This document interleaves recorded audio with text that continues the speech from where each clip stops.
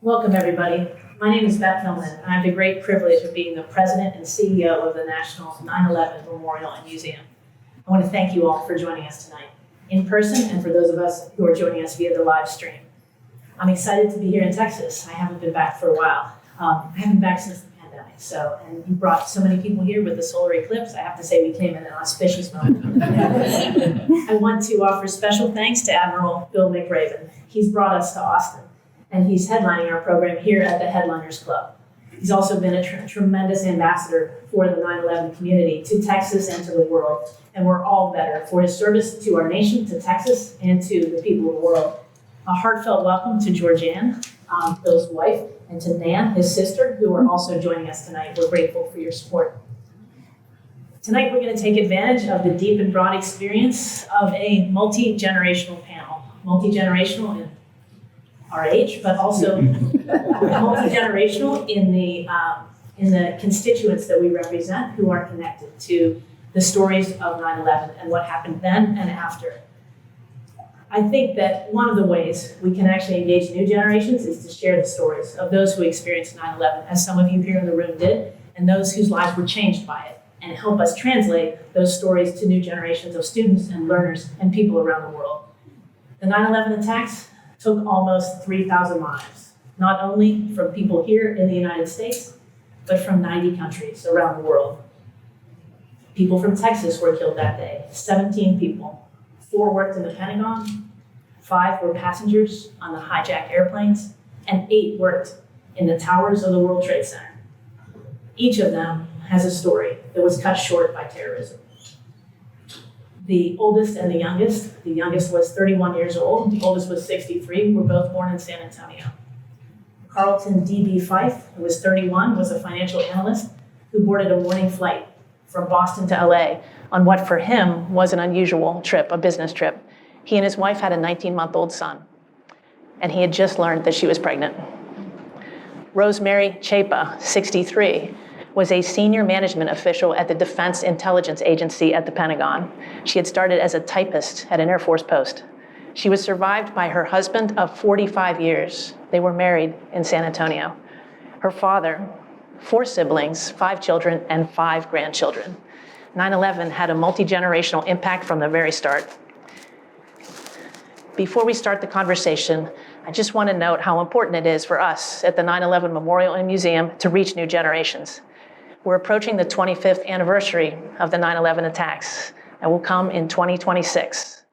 The memorial opened in 2011, on the 10th anniversary of the attacks, the museum a few years later.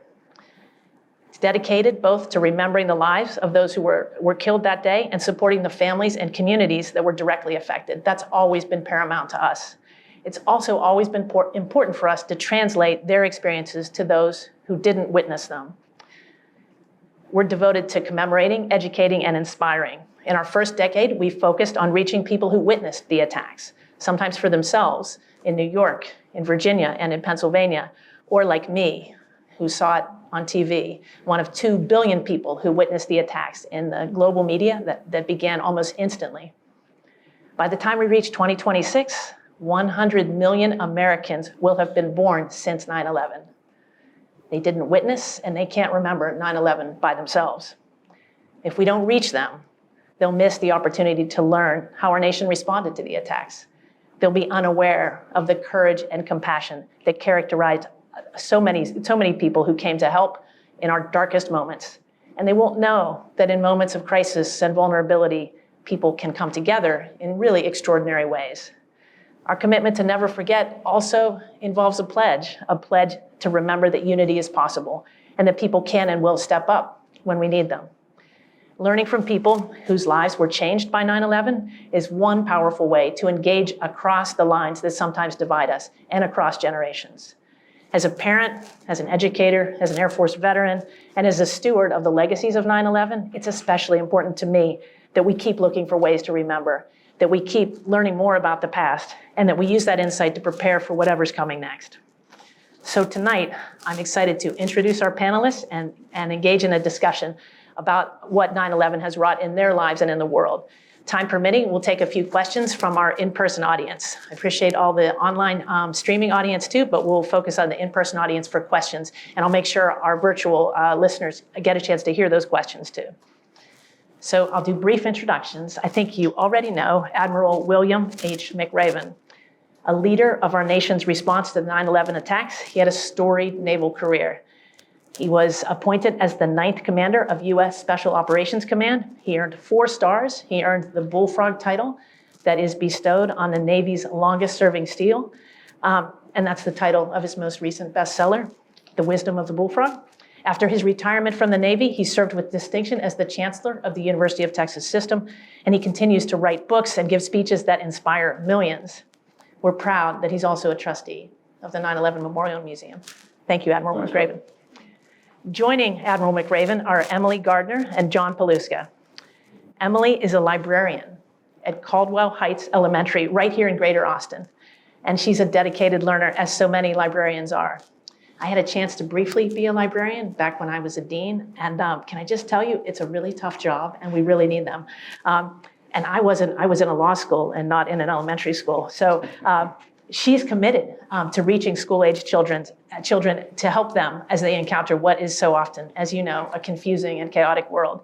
She's also an alumna of the 9/11 Professional Training Program for Educators, which she attended back in 2019. And she's a user of and advocate for the Anniversary in the Schools digital learning experience, which we produce every year and reaches hundreds of thousands of students around the world each year. Alongside Emily is John Paluska. John was a college student in New York on 9/11. He volunteered for the rescue, recovery, and cleanup operation at the World Trade Center site and was inspired by that experience to enlist in the US Army.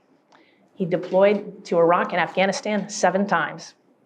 He ended his Army career as a Green Beret, and he's now Vice President of Capital Markets and Monetization at Hilton Grand Vacation. John's also a co-founder of the visionary network of the 9/11 Memorial Museum, about which you'll hear more soon. So the first question I'll run down the line here. We'll start with Admiral McRaven, is a question about service. Each of you has served and continue to serve in ways that were changed by what happened on 9/11. Admiral McRaven, what impact did 9/11 have on the arc of your service? Well, thanks. First, Beth, let me thank you and the 9/11 Memorial Museum for hosting this event, and frankly for your leadership. It's just been fantastic working with you the last couple of years. You know, for me, of course, 9/11 fundamentally changed everything, as it did for so many people around the United States. But at the time of the attacks, I had been in a serious parachute accident. I was in my home in Coronado, California, on the Naval Amphibious Base. When the towers fell, when the Pentagon was struck. And at that moment in time, as a military officer, you know things are about to change. And it was obvious to me that we were going to have some level of response. I think what I didn't appreciate at the time was how long the response and how much the next 2 decades were going to impact my life and the life of my family and the life of so many soldiers. But you knew at that moment that, again, the arc and the trajectory of your life was fundamentally about to change, because our job, and particularly my job as a Navy SEAL, was to go after the bad guys that did these things. And so, that moment in time fundamentally changed everything for me. Thanks, Admiral. Emily? Well, I was a teacher early in my career at that point, and for me, I didn't know at the time how it would change the trajectory of my career in life.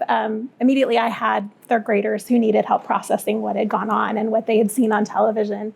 And that continued the next few years. And now I'm reaching generations that don't really have any memory of 9/11 at all. They weren't born.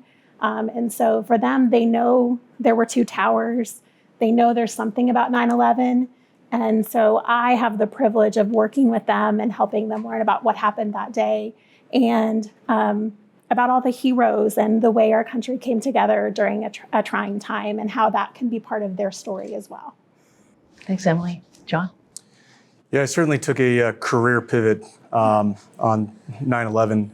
It was my 6th day of college, wanting to go into finance, and that ended up happening. But about 20 years later, service in 9/11. It's about service, about purpose, doing something for our freedoms, And ultimately, I went into the military, and there's thousands of incredible jobs out there. And prior to the military, I was had intellectual curiosity about traveling the world and learning cultures and languages. And so be able to serve as a Green Beret and acknowledging all humans have the same goals in life, to be happy, healthy, and find a sense of prosperity. Many of those lessons that I learned from 9/11, post 9/11 in my military service, it really applies to, I think, why many people put the uniform on, or many people want to volunteer and remember 9/11. Thank you, John. Admiral McRaven, we're focused on inspiring new generations. John has helped us found the Visionary Network, which connects to young leaders. When you encounter young people, what do you think inspires them to seek out opportunities to serve? Yeah, I think a part of it is you have to tell the stories. I came into the military when my father had served, and I would hear his stories, the stories of World War II, a little bit of time in Korea. But I also read books about military heroes from World War II, from Korea, from Vietnam. And so the stories are important, I think, to inspire young men and women to come in, to show them what is not just the art of the possible, but what they can do to serve the country. And why do we serve? It's about putting on the uniform, but it's really about putting on the American flag on your shoulder and recognizing that you are serving something so much greater than yourself. I don't think you always know that. Certainly when I came in as a young officer, that wasn't the first thing you thought of. I had an officer I worked for who used to say that there were kind of four phases of being in the military.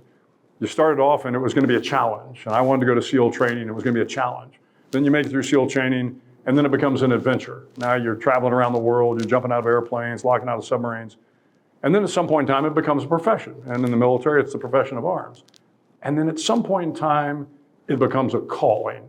And that's a fundamental shift when it becomes a calling. But what I will tell you is for guys like John, 9/11 happens, they pass by the first three phases, and the first thing you saw was it becomes a calling. And the young men and women that joined after 9/11, you could see it in their eyes. This was not about an adventure. It was not about a challenge. It was not about necessarily the profession. It was about the calling, and they felt called to come and serve. And so telling the stories of 9/11, telling the stories of the military, that'll bring the young men and women in. John, does that resonate with you, that you were called to service? Yeah, I mean, it was my sixth day of college, transplanted from Iowa, and on basically rural Iowa. So certainly already coming to a city was a little bit of a shock. I actually had a ticket to the Yankees game, 7:05 first pitch. I was really excited to go to, and obviously we know that didn't happen. I woke up that morning with my roommate rushing in, turning on our old 13-inch television with the built-in VCR. Seeing that one of the towers, South Tower, had already collapsed, and I wasn't from the tri-state area. I didn't know anyone that was impacted immediately at that given moment, but I could sense from the 10 dozen or so people that were in my dormitory, all jamming in, as this is one of the only TVs. They were impacted immediately, and they knew that they knew somebody that was impacted, and I think, maybe having come from, a different place, my mind was a little bit more focused on a response needed, and there was help needed. And so I jumped on that subway and went downtown. And that led to me ultimately, going to a recruiter in October and beginning the enlistment process. Emily, when your students were grappling, your third graders at the time were grappling with this, how did you help them interpret what 9/11 might mean, not knowing all that much about what it would mean yet yourself? Really, it was a lot about ensuring them that there were people here to help them be safe, because they had a lot of fears. I was in the Houston area at the time, and a lot of their parents had rushed to the school to pull them out of school because they were concerned that Houston would be attacked. And so really focusing on helping them understand that there are people here to help you be safe, and that this is not going to continue to happen everywhere, every day. This is a hopefully one-time event or a limited time experience, and that from there, we're processing what's happening and helping them grapple with questions of who did this when we didn't really know all of the details right away, and helping them process those kinds of things as well.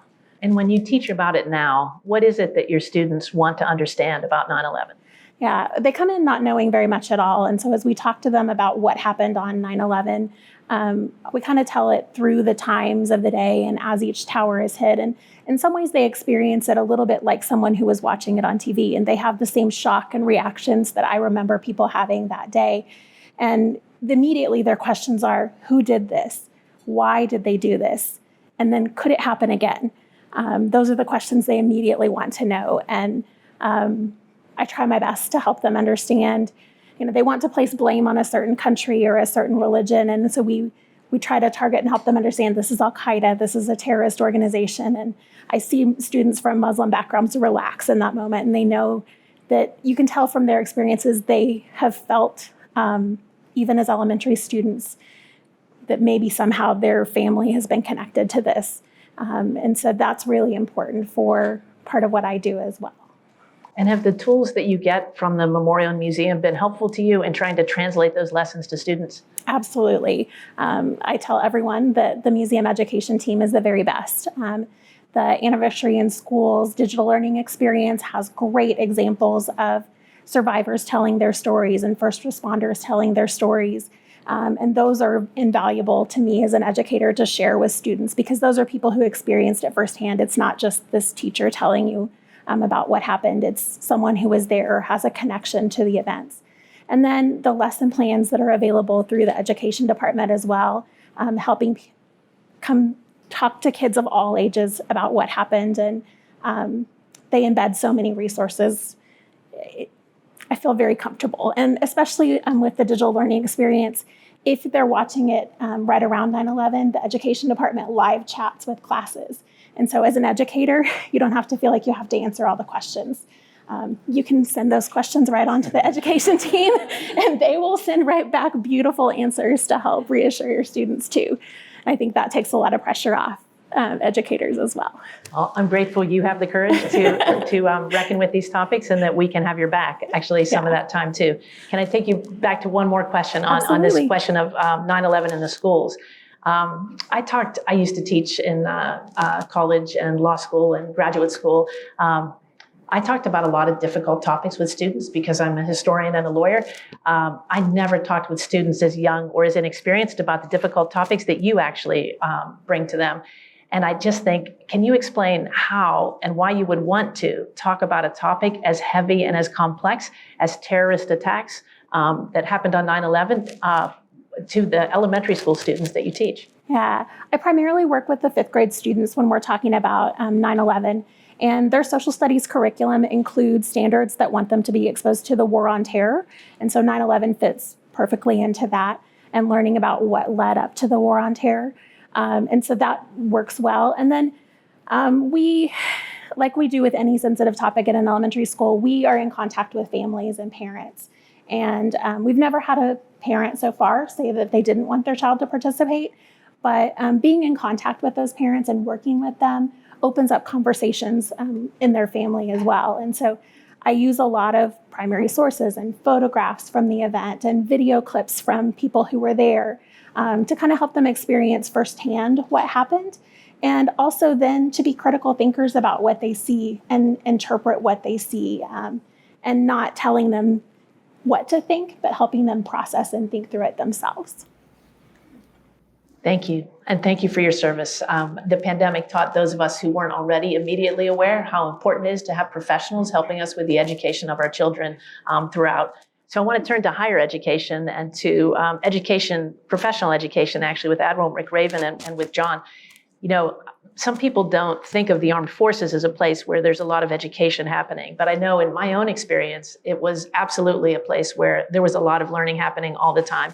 I wondered if you could talk, first Admiral McRaven and then John, about how a commitment to education advanced your own career and how you think that intertwines with what the armed forces needs from its service members.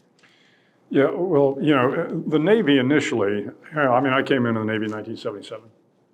And initially enough, of the 4 services at the time, the Navy was probably the least interested in education, in formal education for their officers.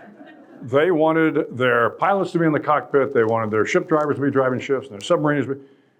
The Army probably did it the best. The Air Force and Marine Corps were a close second. But as the years went on, there was a fundamental understanding that, look, if we were going to generate flag officers and general officers and even senior officers of any quality, we needed to make sure there was a process, a formal education process. So, late in my career, if you were going to promote to a lieutenant colonel or a commander, you had to have a master's degree. And that was a kind of a fundamental shift. It was a recognition amongst all the services that a higher education was important. You could maybe make 05, but you were not going to make 06 as a colonel or a Navy captain unless you had education. And when we began to see the benefits of just a broad education, then the Navy, in my case, I saw the Navy really get on board, and they began to look at things like the captain's course that the Army has and what the Air Force has in terms of educating their young officers at a fairly junior time. And then, as you well know, Beth and John knows, there are a series of gates you have to go through with formal education now in all the services for you to advance. And what that's done, of course, is it has provided for our officers and for our senior enlisted, I might add, that have also certain gates of education they need to go through. It now provides a much more well-rounded individual that can, Emily was talking about, understanding different cultures. Historically, servicemen and women, you need to know how to fire a weapon, fire a torpedo, fly an airplane. But guess what? As you get more senior and you're traveling around, certainly as John can appreciate as a Green Beret, and you're interacting with different cultures around the world, you better have an appreciation for what those cultures mean, how they're going to bear on the national security, how they're going to bear on from tactics and operations and the strategy.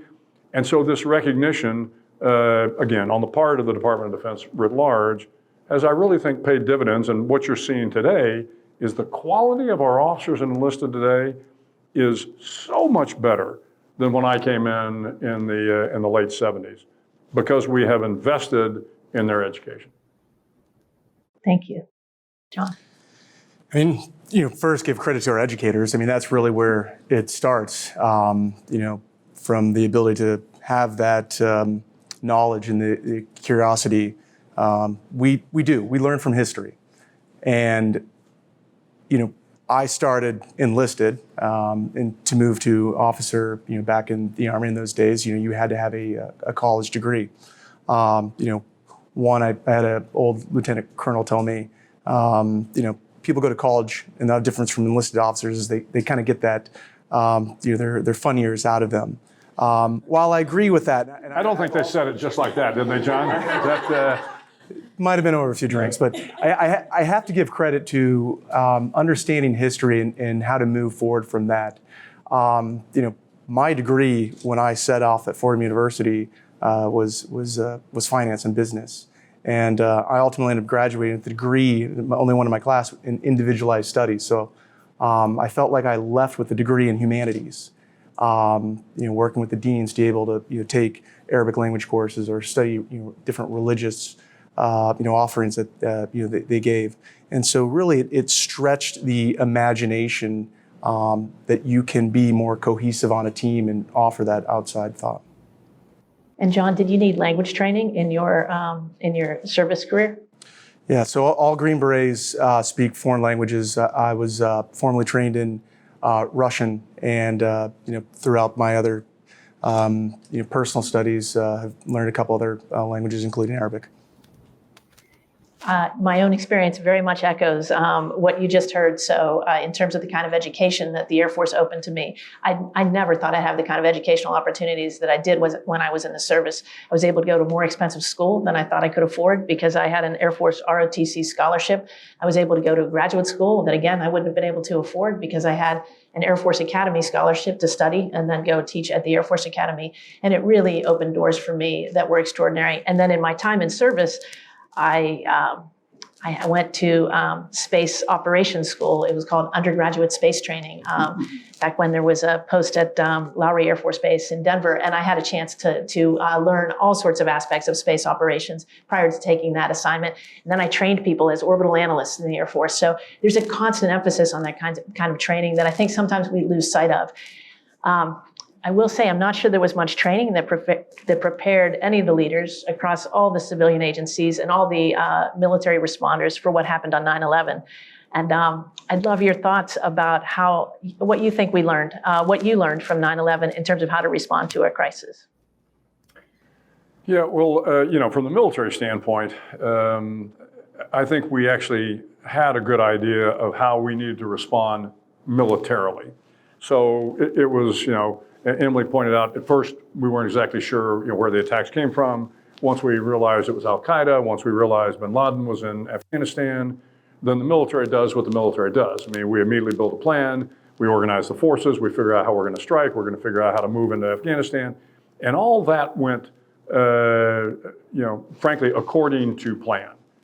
However, the harder part is, okay, the kinetic piece, as we say, the dropping of bombs or the putting of soldiers on the ground, we're very, very good at.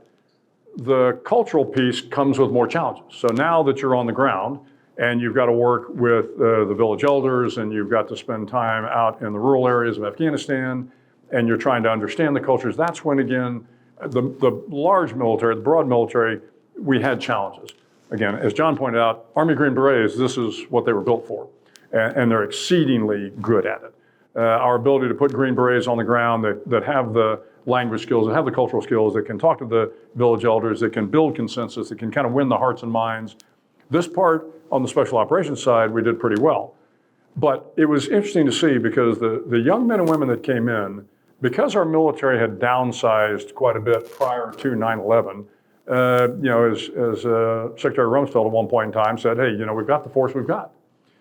Well, as a result of having a smaller force, we had to rely on young captains and sergeants to do the work that would historically have gone to maybe lieutenant colonels or colonels and very senior enlisted. And you know what? They did a fabulous job.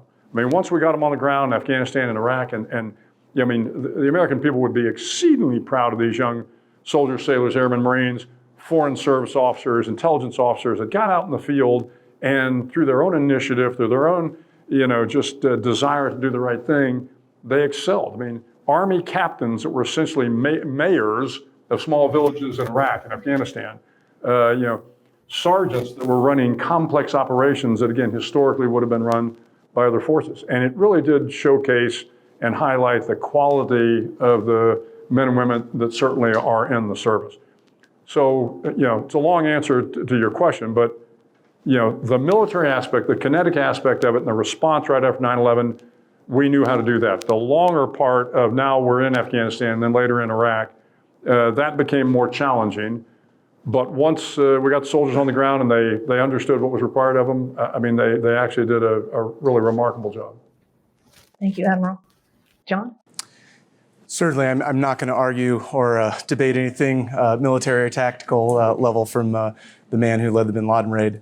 But I will say there are things that I think that in my military service, I saw the military do well and I saw them not do well as it relates to, what we learned from 9/11. And that is understanding how to respond from failure, planning for failure, but not planning well enough for success. And I think that not planning enough for success left a couple doors open throughout, my career. Ultimately, we saw a lot of accomplishments, and we are where we are, and we have the freedom still that we had on 9/12. And I really attribute that to the collaboration, the communication of sharing of everything that we've learned. I mean, you see in the military, and I know that the Navy does it as well. These after action reviews of why did we respond in a certain way? How could we have seen success better? How could we have experienced failure worse? You mentioned 9/12, John, and sometimes we at the Memorial Museum talk about 9/12 values as a time when people came together in what I described in my opening remarks as really extraordinary ways.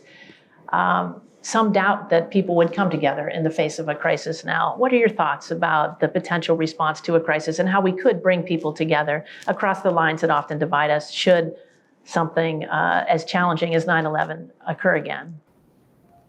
I'm not concerned at all. In spite of the divisiveness that we sense in the country, every time we have a major disaster, every time we have an attack, the American people come together. I mean, that's who we are. I think back actually, Hurricane Harvey, here in Texas, which we can all appreciate. It just leveled parts of Houston and drowned, great swaths of area, and people came from all around, not just in Texas. The Cajun Navy showed up. People were coming from Minnesota and Wyoming coming down to help. Everybody in Texas pulled together to help. And I think that's just a microcosm of who we are as Americans. So were there to be another attack on the U.S., were we to have another major disaster, I think people would put all of their differences aside and do what is right, because that's kind of who we are. Thank you. Emily, what do you think? It's one of those things that I always focus on with kids is we look at the examples of what happened in America. We talk about the planes landing in Gander, Newfoundland, and what those community members had to do to welcome in people. And we talk about people sharing rental cars to get home when the flights weren't flying. And then we talk about what could that look like for them, even in their own daily lives. When a new student enrolls in their class, how can they come together and welcome them? And really helping kids think about, yes, in this big event, people came together, but really this is something we can do as part of our everyday lives. And really that's what they walk away with was, maybe I wasn't alive on 9/11, but things that I do can have the same impact on other people. And so that's one of the key things we try to make sure kids walk away with is the idea that they can be caring, they can make a difference in this world. Thank you. John? Yeah, talk about everyday lives. It's actually easy to be nice, and it's hard to be mean. In our everyday lives, for those who have connections to 9/11, for those who have connections to some degree that's tied back to the sense of service or freedom, patriotism, that just needs to be incorporated into the conversation, however it may go.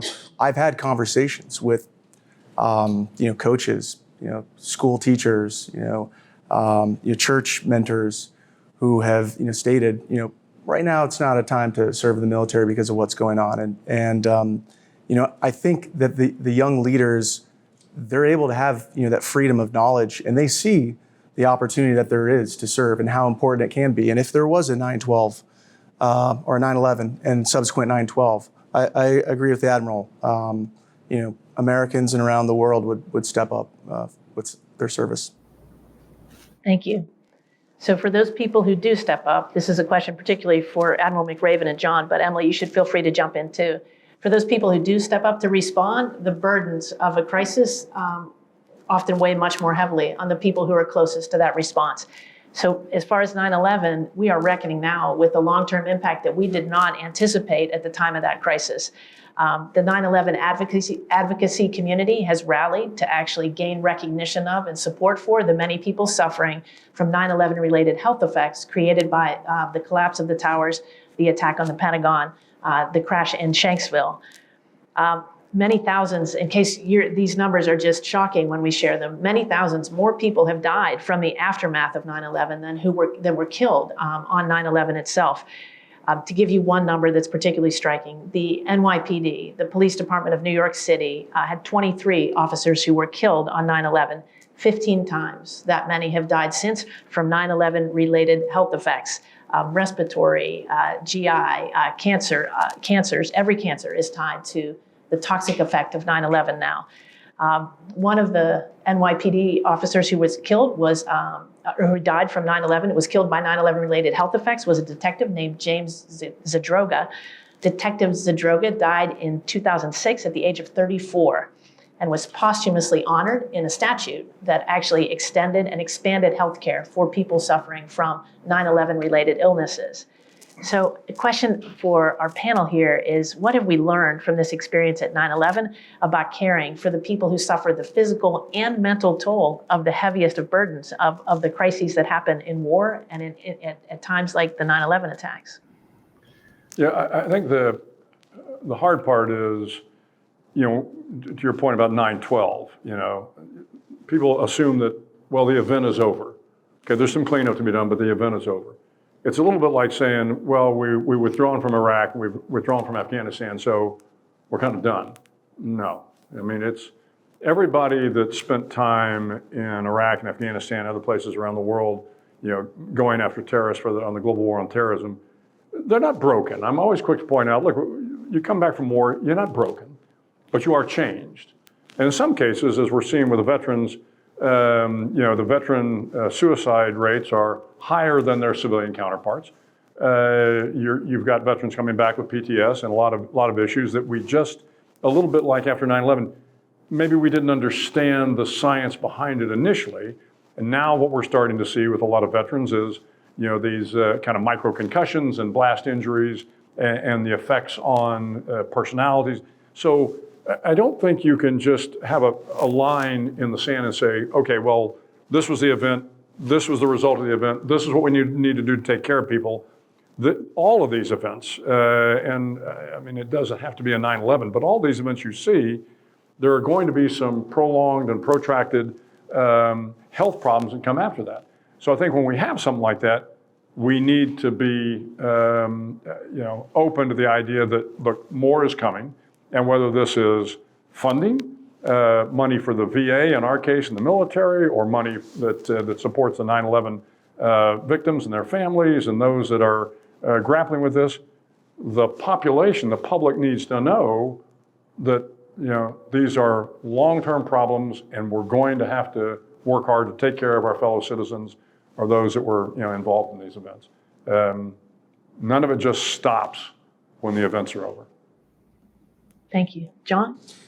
Yeah, maybe I'll take it a little bit different response to that, but want to acknowledge when Admiral McRaven and his wife Georgianne here sitting in the front of the audience, came up and we've seen each other over the times. The first question was, "How are you? How is your health?" And I think from a leader, a commander, that understands where I came from and what I had been through, that is the important question that is too often not asked. I'm fortunate that I have my health as it was related to 9/11. I went and got X-rays from coughing in November and December of 2001, not knowing the health effects and subsequent cancers and ailments that came with that. I'm a Purple Heart recipient. I have a number of pieces of shrapnel in my legs and my body. I generally look pretty healthy. And sometimes there's a toll that takes on me physically, certainly, but I think mentally it can be even more daunting. The gentleman that was sitting next to me in the event where a roadside bomb ripped through my vehicle lost both his legs, and his legs ended up all over myself, along with those shrapnel that entered my body. I went through speech therapy for almost 7 years. I can't even count how many years or months of individual and group therapy that I had been through. And the military had a real problem in the early outset of the war, especially in the special operations community, that you were deemed as having a weakness. I'll tell you, and our veterans here would probably agree, if you went through what some of the veterans go through and you come out normal, you're probably not normal. And so it's a conversation that I think the military is, and even outside the military, has really evolved, that focus on mental health has been very important. And where I sit in my professional career and in my corporate career and advising young military veterans who are getting out and want to go to the corporate world, I ask that question that you and your wife asked me, and you got to take care of yourself. They say on the airplane, put your mask on before helping others, and so I think that's a little bit of where I come from. Thank you, John. Emily? So the students in your classroom aren't experiencing the same things that Admiral McRaven and John talked about, but they do sometimes suffer hardship in their lives at a vulnerable stage, and they can be fragile too. How do you respond to that in the classroom? I think it starts with helping to understand their situation, because they don't always use words to let us know they're struggling. It manifests itself in behaviors and really being caring and taking the time to invest and get to know them and their family situations. And kids are not great at telling you what's really going on. So it takes that digging deeper and really helping them process and think about how to appropriately handle the things they're feeling and dealing with. Some of us adults aren't always great at telling everyone what's going on. I mean, self-awareness is a constant hill to climb, I think, and the ability to share that too is critical. And I think that to the extent you can actually inculcate habits of mind that enable young students, young people to do that, it's just to the benefit of their arc into the future there. So I do want to give our in-person audience here a chance to ask questions. I have endless questions. I used to be a law professor. I always have a long list. But does anyone have questions for our panel that you'd like to ask? Yes. I'm interested in the effects on recruitment in foreign service, military service, community service that we have seen since 9/11, or because of 9/11 somehow involves that. I'm wondering how much of a catalyst that is for all of those services. Thank you for that question. I'm just going to summarize it for our live stream viewers. It's a question about was 9/11 a catalyst at the time and since for service of a wide range of types? Thoughts about that? Yeah, it certainly was at 9/11. I mean, John's a proof positive of that. But when you take a look at the numbers, again, young American women and men signed up at a rate we hadn't seen in a long time to come serve. Right now we are in a downturn because I mean, part of it is we've got to show them that there is still great service to be had, even when we're not in the middle of a hot war. But some of that downturn had to do with COVID because the military recruiters could not get into the high schools during that time, and that's generally our pipeline for servicemen and women. Good news is the Marine Corps was right back up to their recruiting standards here in the last quarter. Army, Navy, and Air Force are still down a little bit, but that has a lot to do with a strong economy and a lot of other things going on. But this is not unusual in terms of kind of the ebb and flow of recruitment and meeting the recruiting numbers. But after 9/11, there was absolutely no problem getting young men and women. Again, this gets back to when we are attacked, the young citizens of the United States step up and do what's right. John, thoughts about that? Yeah, I think it is stronger. Speaking specifically to service. So I was asked to serve on a board on Special Operations Foundation, and then you look at 9/11, where we have this organization called the 9/11 Memorial Museum Visionary Network, which is a group of 21 to 45-year-olds, that next generation. It started with myself as the 18-year-old youngest documented rescue recovery worker that survived, and there's a handful of family members, and now we've grown to this organization of 400 individuals who are committed to service projects. And one of the things that we're doing is finding 9/11 memorials around the country that were maybe erected in 2002, 2003 that are need a little bit of care, and the outreach to find and partner with schools, various scouts. We are seeing that there is an encouraging amount of want to give back in this youth. And I think that the military, the force right now, while has been deployed, there's a time for education. And in my corporate career, looking at resumes of veterans coming across, when I transitioned, it was deployment, okay, John Paluska.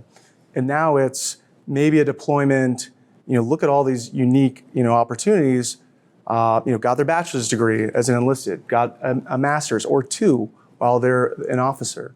And so I remain as well encouraged. Thank you. Yes, ma'am. Thank you all for your service and for your leadership and for speaking with us today. I was just wondering what might you be thinking about for the 25th anniversary that's coming up and related to the museum and the memorial. What kinds of things, what kind of conversations do you think might be had across the country? I think that one's for me. All eyes will be on the Memorial Museum on the 25th anniversary, and we feel it's our responsibility to make sure that we can sustain our mission in perpetuity and leverage that attention to create that sustainable track into the future. I think conversations will be about the very things that we're talking about right now. Conversations about what 9/11 meant, what the response military, the post 9/11 wars meant, about what it's meant for the continued fight against terrorism around the world, which, as you know, continues to this day. There's been no cessation of interest in what 9/11 was or where it came from, given how many other attacks have happened before, but have certainly happened since. So I think there's not going to be any lack of interest in 9/11. The Memorial Museum itself, I mentioned, it's about commemorating, educating, and inspiring. We'd really like to inspire an end to hatred and intolerance. We'd like to educate people so that they actually understand what happened on 9/11 and after.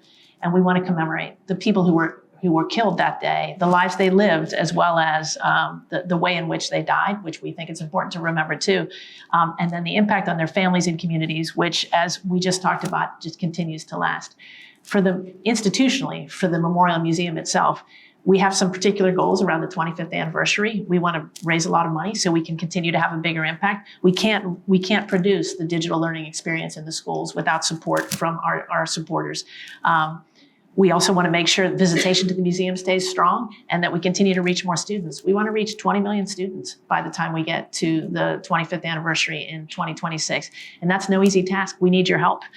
We need lots of people like we have right here. So people like Emily who are out there actually reaching students who are there using the tools that the Memorial Museum have. And then we also want to reach many more emerging leaders and young professionals. We have professional training programs. The NYPD, I mentioned the extraordinary losses that the NYPD suffered on and after 9/11. All the new NYPD recruits come to the Memorial and Museum for a training program and actually to pay their respects, to understand how their agency was changed, how their service, their own arc of service, like those we heard about just now, their own arc of service could be changed by this kind of, so that cultural resonance. The armed forces has long been good at actually building that connection to past. Admiral McRaven mentioned that the histories of past wars and experiences, and John mentioned failures, that the military focuses a lot on failures as well as successes. Those things teach us a lot. So I think that trying to connect emerging leaders across the public and private sectors to the lessons of 9/11 in terms of leadership is an important goal of ours as we approach the 25th too. I came from higher education to join the Memorial and Museum, and I've been astonished at the incredible interest in the stories that come from 9/11. And I was drawn to joining the Memorial and Museum because I found these the most compelling stories that are out there. They're just extraordinary. And if it is through telling stories that we actually can share, Admiral McRaven used that frame, that it's actually through stories that you learn what might be possible in the future and where your own life might fit. And although I didn't stay in the Air Force for a career, my own sense of how to act in the world and who to be was changed in unmistakable ways by my service in the Air Force. So I think that I think the Memorial Museum will focus on reaching new generations, reaching military service members, veterans, their families, moving ahead, the first responders, and that NYPD, FDNY, very large community of all the agencies, all the survivors, all those folks who are out there, as well as the young people who we need to reach. 100 million born since 9/11. By the time we hit 2026, we have some work to do. Yes, sir. A bit of a follow-up question to that. What are the biggest challenges that you've encountered in telling these stories and achieving the goals of the 9/11 Museum? How can we help as a community? Thank you for that question. Wow, you're getting a pass here. Does anybody want to? I'm answering these questions. So, it's an extraordinary organization. So I came to the institution less than 2 years ago. We have an amazing board. We have an amazing network of young people who are interested in helping us move ahead. We have people who are reaching students. We have people who are reaching young professionals. But the biggest challenge is that there's a lot of things that people can care about out there, and we need to make the case, and we need to convince people that they need to care about this.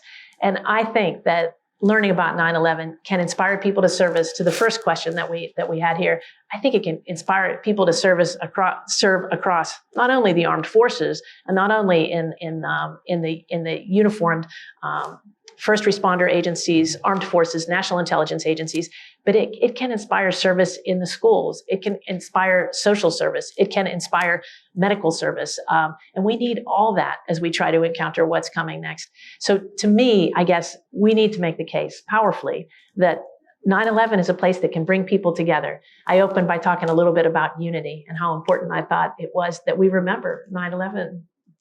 For as horrifying and as catastrophic as it was, it brought an amazing unity actually to the fore that you've heard some optimism about that being possible again.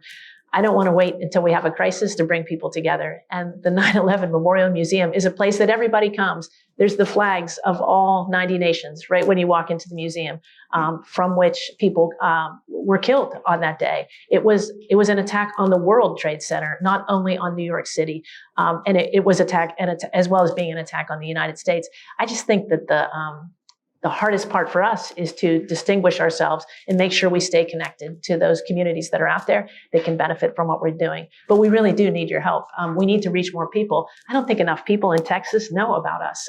We've been visiting with some others across the state. We're an extraordinary museum. How many of you have been there to the Memorial Museum? Okay, that's pretty good. So I would love you to convince your friends and family members to come visit. It's an archaeological site at the site of the collapse of the towers and the worst terrorist attack on our soil. It's just an extraordinary museum that really has managed to act with care and respect and dignity in what has been a difficult environment at different points in time. But I'll tell you right now, you don't need anything that we need more than to bring people together across all the lines that divide us now. So I'd love for you to bring people to us. So, although sometimes we're full, just to be clear. So it's a very popular place. We have a maximum capacity. And we can let you know the best times to come to have fewer crowds if you'd like. And we'd love to see you at any point. Yes, ma'am. My question is actually for Emily. What I would like to know is what kind of response have you gotten from the parents and families of the children that you have taught? And has that helped the children connect to their family's own 9/11 stories? That's a wonderful question. And that's been something that I didn't expect in beginning to teach about 9/11. But it's been interesting to see kids go home and talk to their families. And it's facilitated family conversations about what connections their family has to 9/11. One year, we had a student who went home and was talking to her mother, and through that conversation learned that her great aunt was one of the victims who passed away at the Pentagon, and their family had kind of stopped talking about the great aunt. And so the younger generation didn't really even know she existed or that she'd lost her life at the Pentagon. And so that family came together to celebrate and remember her. And I was able to send letters that they wrote to the memorial to be put out in her name. So that was an amazing conversation that came out of that. This year, when we talked about 9/11, I had a student bring newspapers from September 11th and September 12th. And it's really opened a lot of communication and conversations with families about what happened that day and how that impacted their family as well. Okay, I want to let our panelists have some last words before we wrap up. Admiral McRaven, anything you want to put a footnote on our conversation today? Yeah, I think we've covered a wide gamut here, but kind of get back to service and the importance of the 9/11 Memorial Museum. When I was asked to be one of the trustees and on the board, as you know, it took me a microsecond to make the decision because it was an honor to be part of it. And as you pointed out, Beth, so the members, every member on the board has some very close connection to the events of 9/11. And for me personally, it has been humbling to listen to their stories. But what it does is it really reinforces who we are as an American people. And I don't think it's solely unique to America. John and I know we've traveled around, other countries come together during times of crisis, but you don't want to be the country that doesn't come together during a time of crisis. And what we've seen over our history, and certainly in my time in the military, is that Americans step up and do the right thing. And the 9/11 Memorial and Museum just kind of reinforces that story. And as you talk, Beth, the fact that we're getting further and further and further away, we need to speak louder and more broadly to the American population. I mean, I grew up with my father in World War II, but Pearl Harbor. I mean, Pearl Harbor was the event that, I wasn't there at Pearl Harbor, but it was a story that my parents told that resonated with the baby boomer generation because our parents had lived through Pearl Harbor. And, every year we recognize the service of those that were at Pearl Harbor, those that had survived, and how it brought the country together. We still do that with Pearl Harbor, although I think we just saw that the last Pearl Harbor survivor just passed away here recently. But we need to continue to do that with 9/11 because it's important for the country, it's important for the world. I want to thank you for joining us this evening. You can learn more about our mission and how you can help us. And as I said, we do need your help at 911memorial.org. Please join me in thanking our speakers, Bill McRaven, Emily Gardner, and John Paluska.